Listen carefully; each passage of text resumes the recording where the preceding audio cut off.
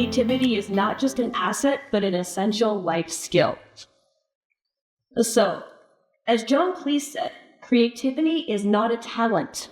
It is a way of operating. Further, I believe it's a mindset and a skill that can be developed by anyone, however that may look for you. Creativity is defined by noted psychologist John R. Hayes as the potential of a person to produce creative works, whether or not they have produced any works as yet. It's that spark of madness and genius inside of us all that is acknowledged and honored by people who embrace their creativity. A creative monster, if you will. And my monster demands nothing short of reverence that will not be denied. Whether I was figuring out how to wash dishes, grow plants, I had a devastating 100% fill rate black thumb before I learned. Arrange my home, create art, or write this reflection. The creativity to do all of this comes from the same place. I didn't need to believe in myself, be worthy, have talent, be smart enough, or know that things would work. These are all myths. I only needed confidence to follow my curiosity. Whether your creative beast is a roaring giant or a lovely quiet part that lives inside of you, it deserves to be honored. So that's like play. Rule number 1 is play. As John Cleese said, most adults, by contrast, find it hard to be playful. No doubt because they have taken care of all the responsibilities that comes with adult life. Creative adults, however, have not forgotten how to play. Any person seen as a creative knows that puts hundreds and thousands of hours and a dash of obsession into developing their skills. Of course, this can lead to the beliefs that suffering for your art, the artist struggle, the difficulty, art through pain. And it's because that sounds better, right? No. You can do it that way, but there are easier ways. I think all of those hours of emotion, trial and error, hard work get conflated with pain and suffering. It's a long, winding road that defies perfection and revels in mess and play. It thrives on curiosity, which incidentally, curiosity is also a really great antidote to anxiety. As one grows, the other will shrink. At least in my experience, from what I've found. It's a childlike state that invites mistakes and challenges perfectionist ideals. Before, kids were taught that the outcome was the most important part. They didn't care so much how something looked or what the end result would be. They just lived in those moments. It's not the outcome that creates, but the process. And as John Cleese said in his talk, nothing will stop you being creative so effectively as the fear of making a mistake. When you're being creative, there is no such thing as a mistake. So now the next slide. Plagiarize and then make it your own. An addendum to this, before I begin, I am not advocating for actually stealing someone else's ideas and then treating them like they're yours. That's called theft of intellectual property or copyright violation. Don't do that. So, creativity is often viewed as this mysterious force available only to the select few, the chosen and viewed with the gift. And in my experience, while creativity may be mysterious, it's more like a river that's always flowing and waiting just to dip in and out of it as you will. It's just always there. And it's as simple as figuring out what I need or what I want to do. Back to John Cleese. Learning from something or someone you admire is not stealing. It's called being influenced by. So borrow from someone you admire, an idea that really appeals to you personally. See, rarely is any idea this divine inspiration that comes from nothing. If I recall, many of the great artists also started stealing from other eras or copying their master style before becoming their own and recombining things and developing their own skills based on what they learned. So, and just remember, nothing you do is that important. Like, nothing you do matters that much in the long run creatively. Being an original, in my opinion, is overrated. For example, even this necklace I'm wearing is based on a tutorial that I just tweaked. It is not my original idea, but I love it. And I learned so much from it. So, borrow ideas, follow other people's instructions, copy. And as the saying goes, nothing new under the sun. So do whatever you want. Your style will come, and if it doesn't, who cares? You got crap you really like all around you, so enjoy it. So now, next slide. The need for solitude. Back to John Cleese again. Simply put, you can't ask your unconscious a question and expect a direct answer, a neat, tidy little verbal package. According to fullsailleadership.com, it is essential to know the difference between solitude and isolation or loneliness. We define solitude as a healthy, personal discipline that allows you to engage in meaningful self-reflection. Loneliness, however, is a state of sadness because one doesn't have any friends or company. While you can be lonely in a crowd, you can't have solitude there. Solitude is a virtue to be pursued. Loneliness is a danger to be addressed. So, creativity is about connecting the subconscious to the conscious and giving the unspoken tangible form, which is very hard to do if you don't have anywhere to hear yourself. Solitude is a way of giving yourself that space. So for several years, I found myself with a lot of time for solitude. And while it could get lonely, it gave me an incredibly valuable gift. It gave me the time and space to clear out all of those other voices, opinions, and influences so I could finally just ask myself, well, what do I want? And hear the answer. Not some other, well, this should be what you want, but what I actually wanted down deep. See, creativity, it won't compete with the noise. It waited until I made room for it. Before then, it was hard to simply do things for the pure pleasure or follow my curiosity, even when it didn't make sense at the time. So when I was finally alone, I could just take that inward journey, explore new ideas and all the things I learned, and combine them however I wanted. It was like a really cool game of Tetris and Jenga where you just wiggle things and remake them, and sometimes everything would crash. And you'd see this cool pattern. You could just... I love it. I could just be. So... yeah, that's fine.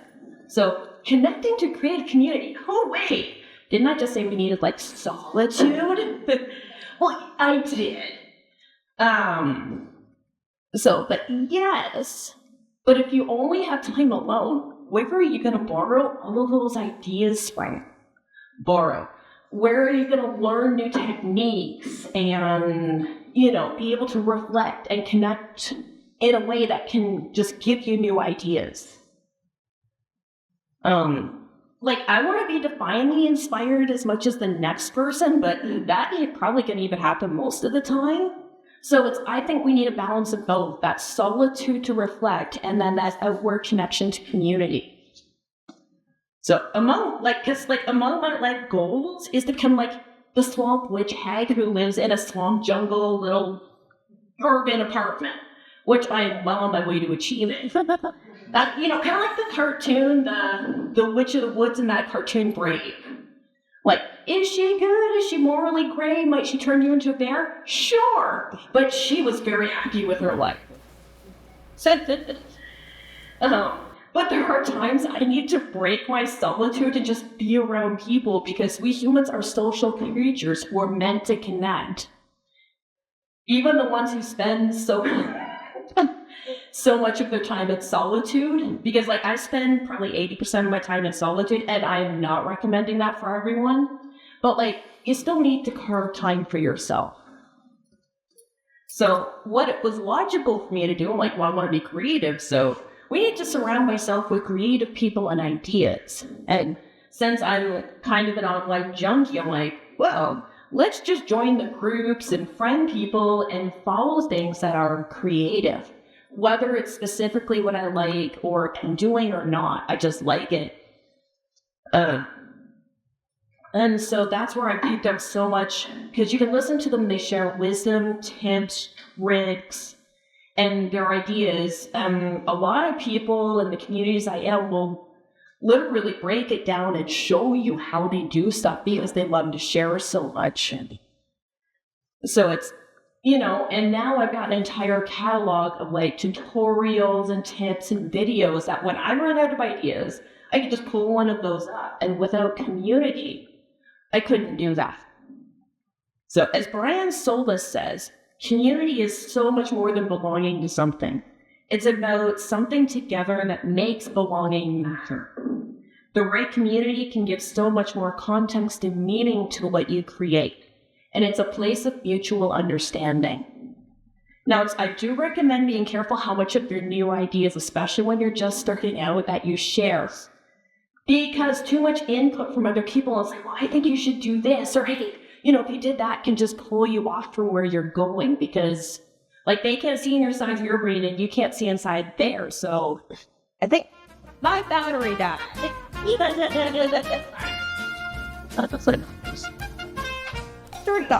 So so it's when you're starting, I recommend taking more. Is it on too? Okay. I recommend just sitting and taking in the input and trying and learning, and then sharing results in places that are safe to build confidence, rather than going from the results. I'm doing this, what are you using? Just do it, and then go, hey, I did this, and now I need some help. So this was much easier with 2 apps. So next slide. So you don't get to pick your moments. So great pieces of art strike a chord in people. When I say of a great painting or piece of music or art, I'm sure a lot of you will immediately have something come to mind. However, you don't get to decide in the moment which pieces are important, which piece will define you, or which is the outcome is like the one. This only reveals itself sometimes months or even years later. The pieces that cause this for you may not be the same as other people. Like, for example, like how many great artists do you look at, like the Mona Lisa, the one that comes to mind, you're like, that's amazing. Where they would probably cite their first paintbrush set as their defining moment that just started everything. And up at the screen, these are some of my moments. So, when I was a kid, I remember begging my dad for like jumper wire to like play with, and dragging my mom to the embroidery display, begging for embroidery floss. When I was a kid, I got like obsessed with making those bracelets. I started making them when I was like, 11 or something, and I didn't stop making them till I was like 21. And I would just sit for hours and hours. And of course, that wound its way through doing a little knitting, macrame, up to like just twisting and bending things together to the day I saw that coyote light bulb. And I'm like, I don't know, I just know I need to get this. I didn't know what made it special or what I needed to, I just knew I needed to make that. I didn't know what I was doing. Like, there's glue on that, for crying out loud. I bought a crystal cage. I didn't know how to make anything. And that led to just all of this in something I am still just as, I'm going to say passionate about, because that sounds so much better than obsessed with to this day than I was that first day almost 2 years ago. Flowing over to The Lion, the Witch, and the Wardrobe, and I spoke about this a while ago. That was the first book I ever stumbled through, like, reading. And I had trouble reading, but I just like, oh my God, I love this, which led to for several years, like 30 book a month. Just need to read everything I can get my hands on, and taught me how to read. It gave me a level of words and learning, and even my ability to write this reflection.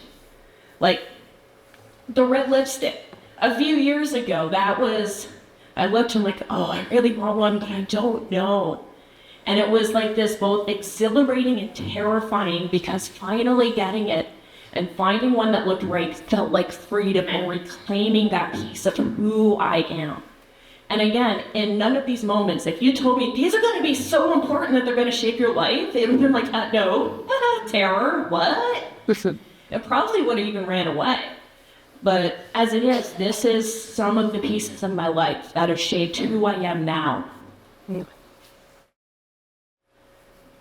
So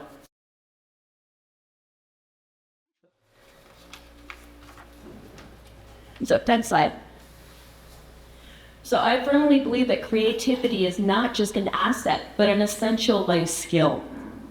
As Leslie.edu says, as science learns more, it's finding that engaging in the creative process accesses multiple areas of the brain, increases mental cognition over multiple neural networks, contributes to an array of complex brain functions, including social behavior, communication, self-awareness, the ability to focus, and increased problem-solving capabilities.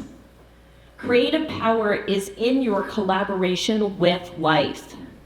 It's an inward journey that connects with unknown parts of yourself, everyday connection between ideas that make life easier, and outward expression. It invites the question, what if? Yeah, but what if? And asked me to take risks and get messy. It challenged the very idea of perfection, and when I let it, it reshapes the way I see the world. It's tied to both my inward journey in solitude and strengthening connections to humanity and life. It invites me to see possibilities and find solutions to otherwise impossible seeming situations. Creativity is integral to my healing journey, not only in figuring out how to fulfill my own needs, but to move beyond survival and learn how to live a full, meaningful life. My creative monster is content.